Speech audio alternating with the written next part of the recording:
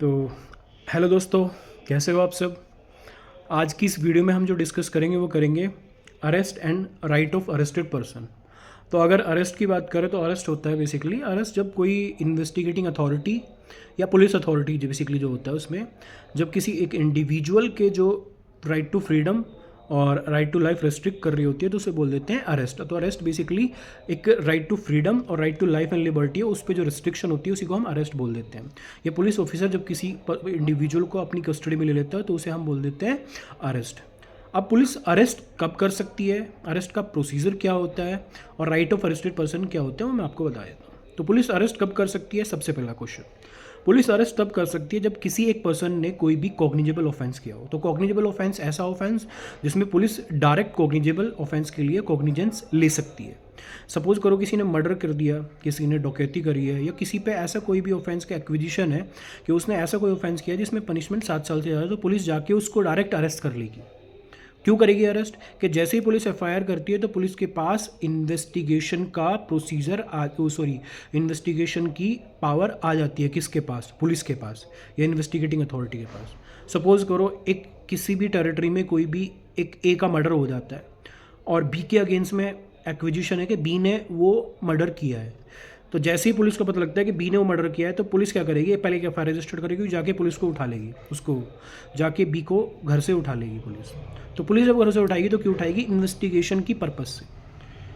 जब police FIR registered करती है, फर्स्ट इन्फॉर्मेशन रिपोर्ट रजिस्टर्ड करती है, तो पुलिस जब इन्वेस्टिगेशन कर रही होगी तो किसी भी अगर किसी इक्यूज को पुलिस रजिस्ट करती है या कोई भी डॉक्यूमेंट है उसको अटैच कर देती है, कोई प्रॉपर्टी उसको अगर पुलिस अटैच कर देती है, तो पुलिस के पास ये कभी से कहीं तक भी कोई राइट नहीं है कि पुलिस किसी को पनिशमेंट दे सके। पुलिस का सिर्फ या इन्वेस्टिगेशन अथॉरिटी का सिर्फ एक ही काम होता है, इन्वेस्टिगेशन करना। और इन्वेस्टिगेशन का अगर आप लिटरल मीनिंग देखोगे, इन्वेस्टिगेशन का लिटरल मीनिंग है कलेक्शन ऑफ एविडेंस। तो पुलिस ड्यूरिंग द इन्वेस्टिगेशन जब किसी को अरेस्ट कर रही है या कोई डॉक्यूमेंट अटैच कर रही है या प्रॉपर्टी अटैच कर रही है तो उसका पनिशमेंट का कोई भी राइट नहीं है।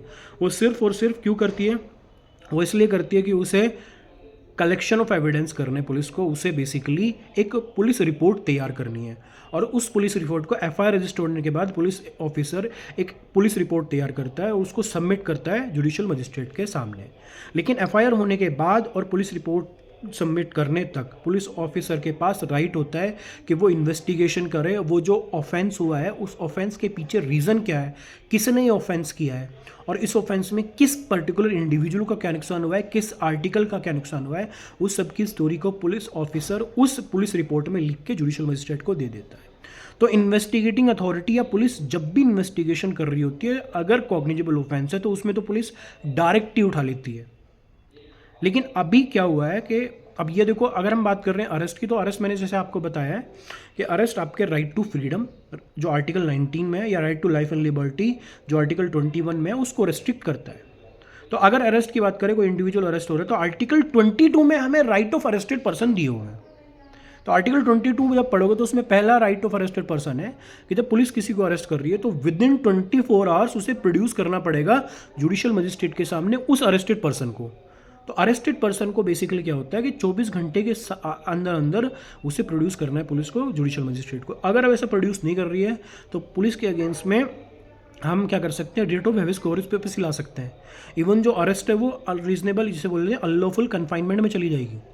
तो बेसिकली पुलिस को 24 घंटे के अंदर अंदर प्रोड्यूस करना पड़ेगा। दूसरा अरेस्टेड पर्सन का राइट क्या है? वो राइट है right to know the ground of arrest.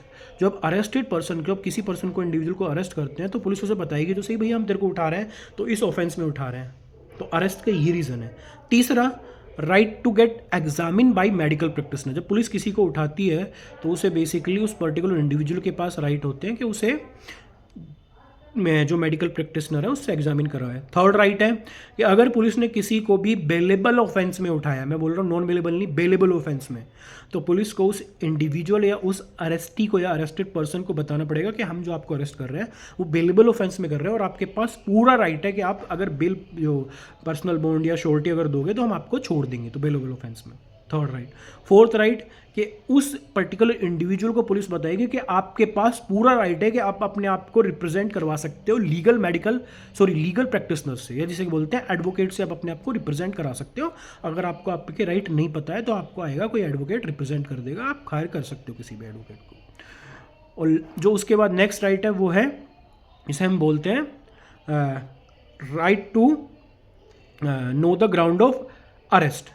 तो बेसिकली पुलिस बताएगी, और ये किसको बताएगी राइट टू ग्राउंड जो है, लास्ट में इसलिए बता रहा हूँ कि वो जो उसके रिलेटिव है ना, जो अरेस्टेड पर्सन के जो रिलेटिव है उसको भी बताएगी पुलिस कि हम इस पर्टिकुलर इंडिविजुअल को अरेस्ट करके ले जा रहे हैं, आप आपके रिलेटिव हो, आप इसके रिलेटिव हो, हम आपको इन्फॉर्म कर रहे हैं। अब सपोज करो कोई इंडिविजुअल है जिसका कोई रिलेटिव ना हो, तो उसके किसी भी क्लोज फ्रेंड को पुलिस बता देगी कि हम इसको अरेस्ट करके लेके जा रहे हैं।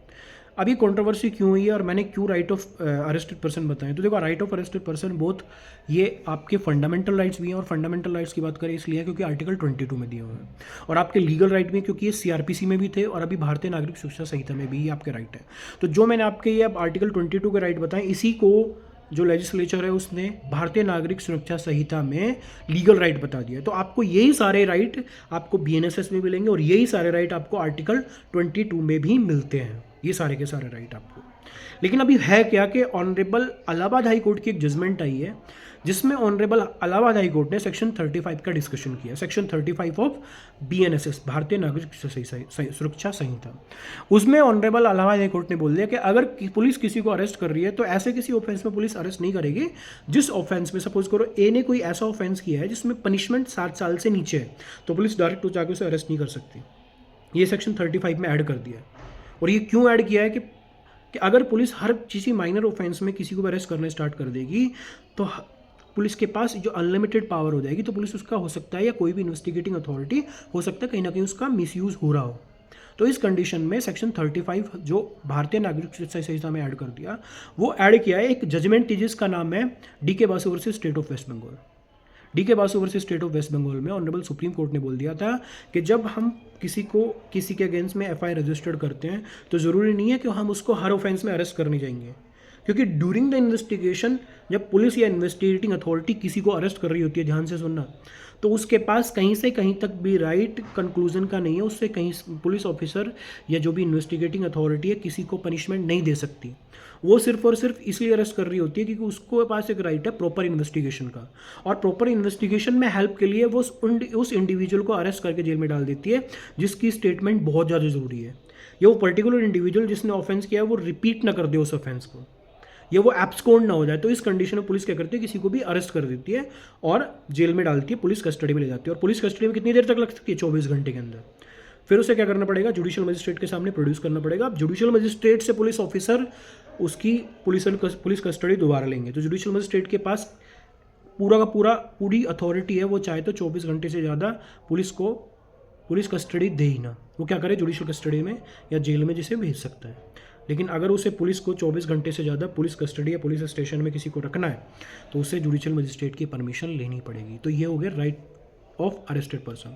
अब इसमें सेक्शन 35 आप एक बार जरूर पढ़ें, सेक्शन 35 वो भारतीय नागरिक सुरक्षा संहिता, उसमें साफ साफ लिख दिया क्योंकि हर किसी ऑफेंस में पुलिस कभी भी जाएगी और किसी को भी अरेस्ट कर लेगी, ऐसा नहीं हो सकता। इवन सेक्शन 35 में ये एक्सप्रेसली लिख दिया है, जो पहले डीके बासु जजमेंट में ऑनरेबल सुप्रीम कोर्ट ने एक बार बोला था। तो मैं फिर बोल रहा हूँ, right of arrested person Bharatiya Nagarik Suraksha Sanhita as well as fundamental rights article 22 में दिए हुए हैं। और कौन से होते हैं, वो होते हैं right to produce before magistrate within 24 hour, right to know the ground of arrest, right to get examine by medical practitioner, ठीक है, right to right of representation by the legal practitioner. तो ये सारे के सारे right है जो हमारे फंडामेंटल राइट्स भी हैं, और क्योंकि ये भारतीय नागरिक शिक्षा संहिता में ऐड है तो ये हमारे लीगल राइट भी है। फंडामेंटल राइट्स और लीगल राइट में एक डिफरेंस बताता हूँ कि आर्टिकल 22 में अगर ये है या BNSS में है तो उसका डिफरेंस क्या होगा। देखो आर्टिकल 22 में अगर हैं और हमारे अगर fundamental rights right of arrested person breach हो रहे हैं तो हम किसी कोर्ट में नहीं जा सकते, क्योंकि फंडामेंटल राइट्स हम क्लेम कर सकते हैं जाके डायरेक्ट सुप्रीम कोर्ट में थ्रू आर्टिकल 32 या फिर हाई कोर्ट में थ्रू आर्टिकल 226। लेकिन अगर लीगल यही हमने लीगल राइट बना दिया तो हम क्या करेंगे, हमें सुप्रीम कोर्ट या हाई कोर्ट रीच करने की ज़रूरत नहीं है। हम किसी भी जो जुडिशियल मजिस्ट्रेट है जिसके सामने या जो हमारी जुडिक्शन में जिस जुडिक्शन में हमको अरेस्ट किया गया उसमें एक एप्लीकेशन लगा सकते हैं कि जज साहब पुलिस ऑफिसर ने या इन्वेस्टिगेटिंग अथॉरिटी ने ये जो राइट ऑफ अरेस्टेड पर्सन है ये फॉलो नहीं किए, तो आप मेरे को प्लीज़ ये राइट दिलवाओ। तो लीगल राइट का डिफरेंस ये होता है कि लीगल राइट में आप डायरेक्ट लोअर कोर्ट में जाओगे और अपने राइट क्लेम कर लोगे, लेकिन फंडामेंटल राइट्स अगर ये रहते, अगर ये BNSS में ऐड ना हुए होते, CRPC में ऐड ना हुए होते, तो आपको डायरेक्ट आर्टिकल 32 या 226 में सुप्रीम कोर्ट या हाई कोर्ट जाना पड़ता। ठीक है, तो ये तो ग्राउंड है राइट ऑफ अरेस्टेड पर्सन के, और ये रीज़न था अरेस्ट का।